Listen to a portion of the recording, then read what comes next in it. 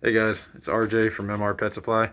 I'm in the middle of making a couple bins. I know I haven't made a video in a long time, but I kind of want to show you how I make my bins for most of the insects, at least the roaches, that we have here.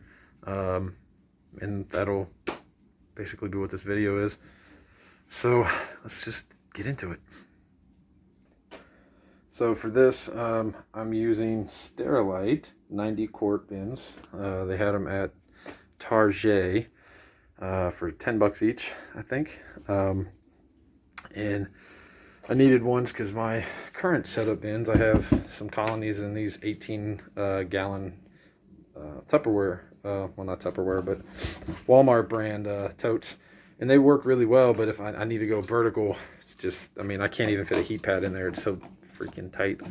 And then over there, that's our bigger one, but some grow out bins. But yeah, so what I essentially do with this is drill a couple holes along each side to allow a cross draft. You see I'm not in the middle of it. I actually sandpaper. Let's show you that. This side, whichever side you're actually going to be putting the glue on, sandpaper that. And what that does is allow the hot glue to actually grab a lot better.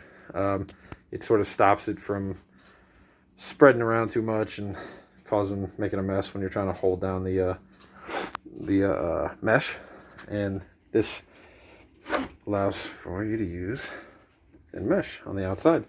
Now, I do recommend, if you're going to do like Dubia or discoid roaches, or ones that are what I call like escape artists, essentially, if there's a lot of dust buildup, use the aluminum, because they can't chew through it. They can chew through this.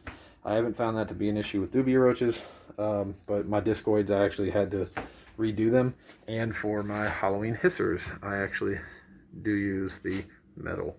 So, and these are some Halloween hisser grow out bins that I have right there. I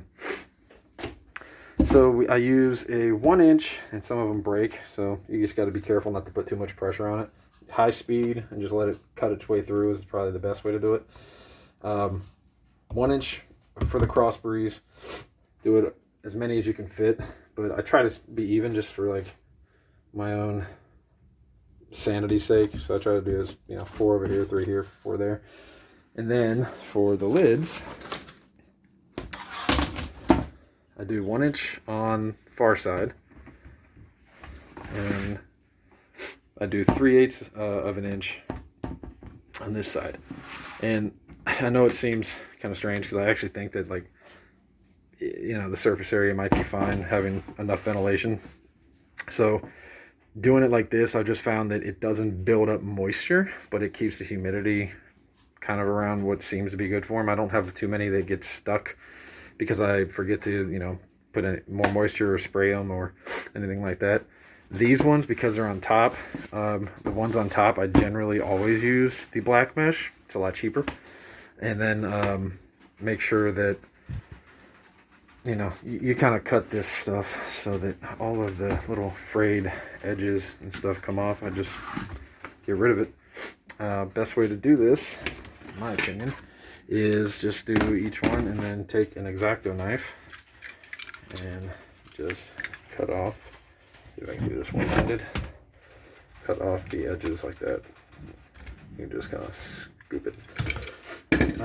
And that way, it's just easier to put stuff on when you do that way. There's nothing's poking through it, and you gotta hold down as much. You could rough up these with some sandpaper, the way that I do the other sides.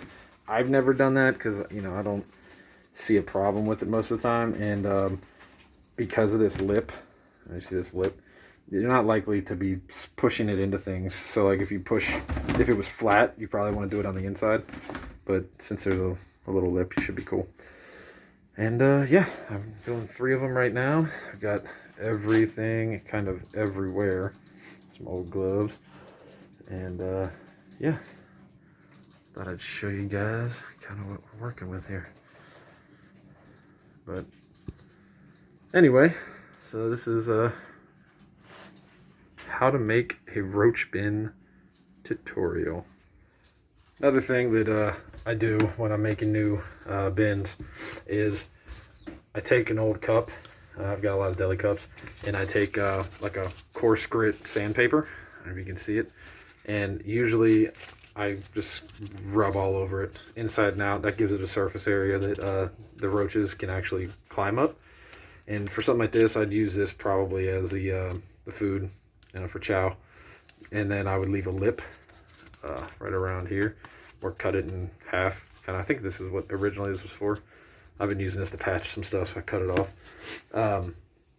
And then you can put your veggies or your water crystals, whatever you're using to keep the moisture in there. And yeah, that's pretty much what I do. I just throw egg crates in here, stack them up, and then pour your roaches in and put them on a heat pad.